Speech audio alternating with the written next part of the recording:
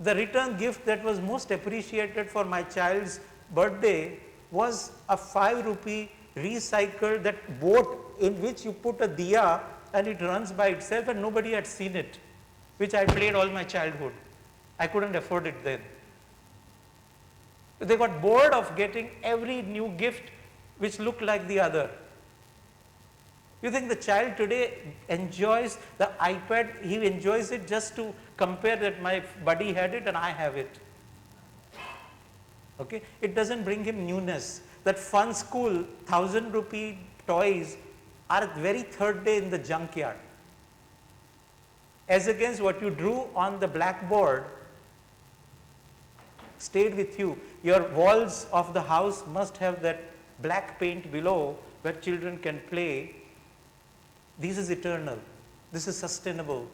This he is doing for himself, but he is not harming anything else. He is not consuming. It's not today I want to live, so I buy everything from because I can afford. If Mr. Ambani could build his Antilia, which consumes 5 lakh liter every day for an official occupancy of 5%, if everybody did that, he would not have any water. He is only doing because there are many people who use 5 liter for the whole day, for the whole house. So he should thank them.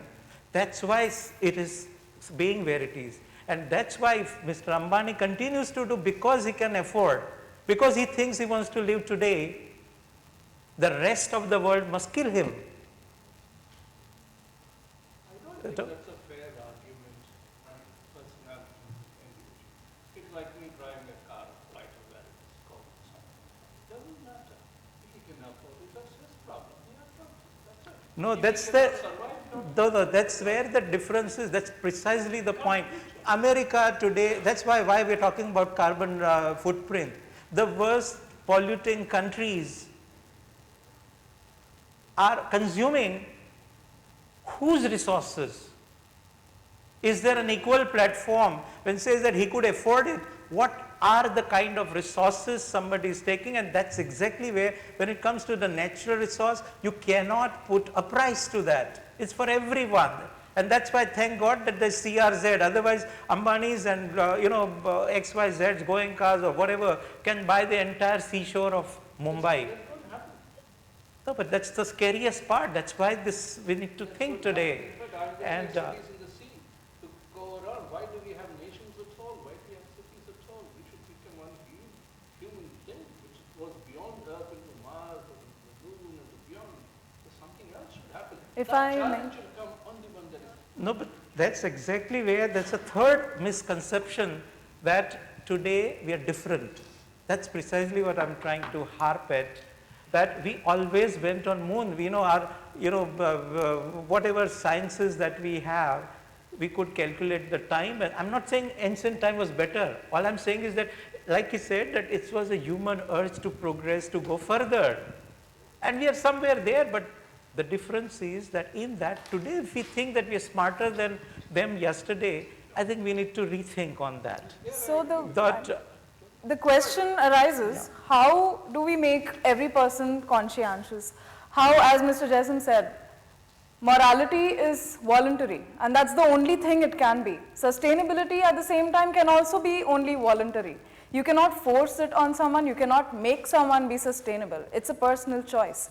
But the question hence arises, how do we make people more aware today to be more sustainable in everything they do? How do we inculcate, how do we make them aware that actually the boat that runs with a diya is what will intrigue them a lot more than how an iPad would? That is the actual question today. If we cannot just leave it to the people to decide, because a fun school toy is more convenient.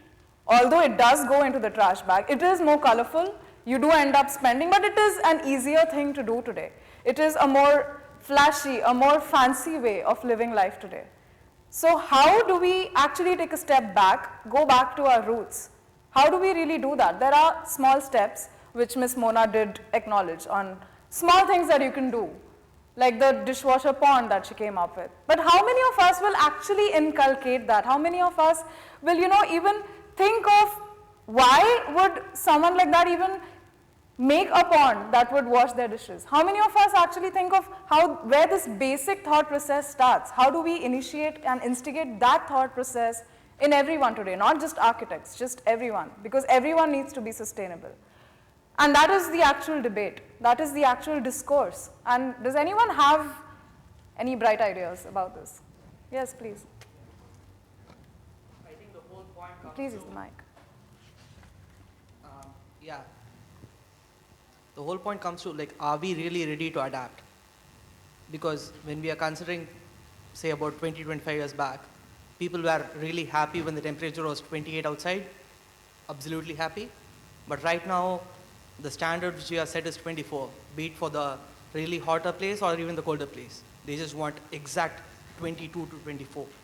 I can't live beyond that, which is why we have a lot of other things which we have introduced right now. So that is what I think is one major point. And we are also talking about the older things which we are trying to follow even now. Say, for example, using of earth architecture and things on. We know that it's been proved in the past, but are we ready to accept it even for the present scenario? Do you think we need to quantify those things for us to accept it better? Because, yeah, time has proved that certain things work in a really good way. That's what we always do. We always question our history.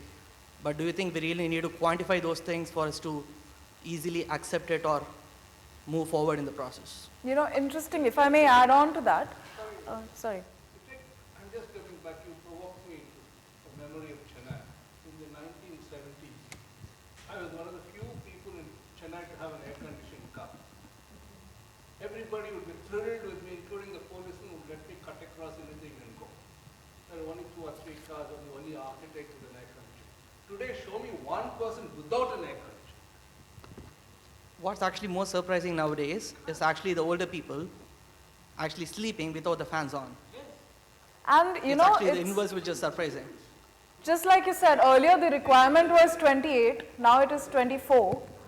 And you need to think, is it, exactly, so you need to think, is it because we can control it to make it 24 that we want 24, or is it the other way around? No, That we want 24 and that's why we are controlling it. Yes. Sorry to interrupt. See, earlier days, the car used to consume 1 liter for 4 kilometers. Nowadays, with the latest air condition, for 23 kilometers, we are in a position to make it with 1 liter. The technology has improved a lot. It is not that only the olden days system is working. There are so many technologies available in all the front. Only thing is we have to adapt which is good, which is sustainable. No, the only point is, in those days we knew where we were going. These days we don't know where we are going. No, wherever. Doesn't matter. No, it's only your vision change.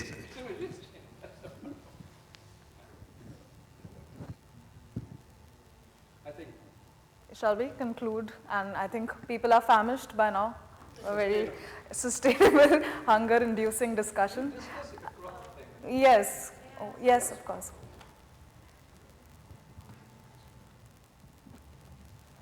Yeah, we got 3 different points of view. I think a very idealistic view from Mona and a very realistic view from Mr. Jaisim and a kind of a mid-path from Mr. Pandya. But I would like to ask all 3 of you, what do you think about this regulatory way of approach to sustainability? Like we have the LEED certification, the Griha certification. While I can sense what your reactions would be, but would like to hear what you think about regulatory ways. Is that a way we should do? absolute rubbish. I belong to Terry, I belong to Lee. I don't want a single certificate from them. I will not accept a certificate. I'm far superior to them. The Yeah. rubbish. No, that's where some of these points tie up together. There's a total misconception. Again, when we talk of example, I think that's the mindset that precisely needs to change. When we think of mud, we always think it's poor. And when we think of concrete, we think it's superior. There's nothing poorest material than concrete ever invented in this world. If concrete did not have steel, it would not stay. If it did not have such a deep beam, it would not work. Same way, if the brick needs a thicker wall, we question that it's poor. And this stupid beams, which we don't want to ever see in our building, we can't do without, and we think it's strong. That's the way of seeing things, okay? Because deep inside, we've been thrusted upon. Now, the point is, nobody ever denied, and that's where we actually take pride in Indian history. In its evolution, it was far ahead in evolving in every science, every technology, every whatever. It's just 15 years, we stopped our engine, we are piggy riding on somebody else's, and everybody would say, please chalu karo. Because there is no oxygen without that, there is no anything else without that. So since we have designed our environment like this, we need artificial energy. Let's be very clear on that. Okay? Same way, it's not the cities to blame, but is city of 6 million a one place, or it is neighborhoods, 100 neighborhoods of 6,000 each? That's what we need to question. It is not that before, all these people living in agraharams or katras or pores of other places, that they were, tiring. No. And today, in fact, that's a norm with which we standardize our cities rather than smart city under technological banner or solar banner. If we understand the human banner, that for my basic needs, if I can walk to, like in America, your kid could be only put up in your neighborhood school or in that region school. So you stay in the neighborhood if you want that school to be, your school student going to be. So you found everything within the proximity, then you don't need a car. But if I want to go to Mumbai, I can drive a car and take any other form of vehicle. So the question is not about abstaining from car. Question is about, for stupid, like American model, the most stupid model, that in Houston, even to go 1 kilometer, it's illegal to walk on a footpath, non-footpath road, as against more advanced by any quality of standard, Germany or Switzerland, where you could walk on foot, you have public transport. In a typical German good professor's house, there is 1.5 toilet in the entire house, while in an American suburban house, there are 7 toilets for a 6-bedroom house, and NRI's house has 1 more because servant goes there. 8 toilets. So that's the question we are saying. That's nothing to do with lifestyle. It's a wrong mindset. It's like saying that Coca-Cola is more nutritional than the breastfeeding. And by that, if I start feeding my child Coca-Cola, it is not my lifestyle. That's where it has to be termed as foolish. And say that you might do it today. And that's exactly the point, that all these we think is leading us somewhere. It's a temporary phase. I ate pizza in the morning, I want it right now, I would want it tomorrow, but 4th meal I would want something that probably 40 years I have eaten to. So let's not get carried away by that 4 meals that we took abroad as our staple diet, as our lifestyle. Okay? That has to come as what is more sustaining, and sustenance word is patience, is long term. It's not short term. And we are only measuring everything we do today by short term, and it has to be understood. That's why these seminars are, you are all enlightened. It's not us telling you or not, but we all are the agent of change, we like it or not, and change happens from self. It's not you preaching somebody. In your own professional capacity, if you give, for example, why our today's hotels suddenly in last 15 years only have started having corridors without any natural source of light. Forget ventilation. And therefore, if summer afternoon, May 2 o'clock, if I were to put on the bulb in the corridor, we are to be hanged. It is not anything else. LED light doesn't give you anything else. It is just simulating what other thing would have done. So what stops it? And it is not, let's not again, I'll give you a very concrete example. We did exactly the same for extra exploitative grid in Ahmedabad, where 4-foot balcony all around the building was free of FSI. We as architect, as culprit, to cheat on that bylaw, we started building in a very zigzag manner, so that you increase the periphery the most. And 4 feet of each peripheral edge, like amoeba, we could add to our build form. Now for that exploit, I could build zigzag.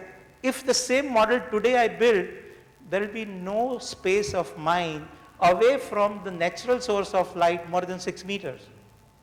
But today I build edge to edge, and my middle in a mall doesn't have any light and ventilation. And today's mall consume 565 kilowatt hour per meter square per year, as against our houses and even whatever high rises consume 40 kilowatt hour per meter square per year. And our theaters of yesterday, cool places to watch lousy movies, was 135 kilowatt hour. Thank you, Mr. Pandya. Ms. Mona, would you like to conclude No, this? we can just conclude then. I want to say what Yatin's already said, but I want to repeat it because you said, is there a solution? You asked. And I think what Yatin's already said it, but I think it needs to be said again because I think all of us have to, take the responsibility, and there is no simple answer. Everybody has to start. Yes. But we're still part of that humanity. Each one has to live, and each one has to live in their own way, sustainable. And then only can you start that example and continue. And I think we can continue over dinner. Yeah, on that note, let's have a more sustainable discussion over some spirits, fodder, and sustain ourselves first. Ghazal, would you like to conclude? I invite her back, please. Thank you so much, gentlemen. Thank you so much, ma'am, for a great round of discussion. I think it was a very fructuous meeting, and yes, it is high time that we should try and inculcate these pointers that we have discussed just now in our lives. Let's hear a round of applause for all our panelists on stage, everyone. And of course, for Astha as well. Thank you so much for steering it so well. And before we officially sign off, we'd like to thank and felicitate our esteemed panelists on stage. And for that, may I request Mr. Udit Gupta, Chief Institutional Manager, to kindly join us on stage and help us in felicitating them.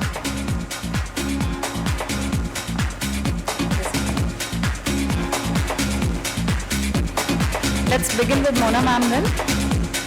Ladies and gentlemen, please put your hands together for Architect Mona Dr. Pingel. Thank you so much, ma'am, for carrying out a great round of discussion. Thank you once again, it's a pleasure. Also, we'd like to thank Professor Krishnarao Jaisim. Thank you so much, sir. Thank you for your presence, and we thoroughly enjoyed your discussion. And of course, we would like to thank Architect Yatin Pandya. Everyone, please help me thank him. Thank you so much, sir. Thanks to you again. Thank you, Mr. Gupta, for doing the honors.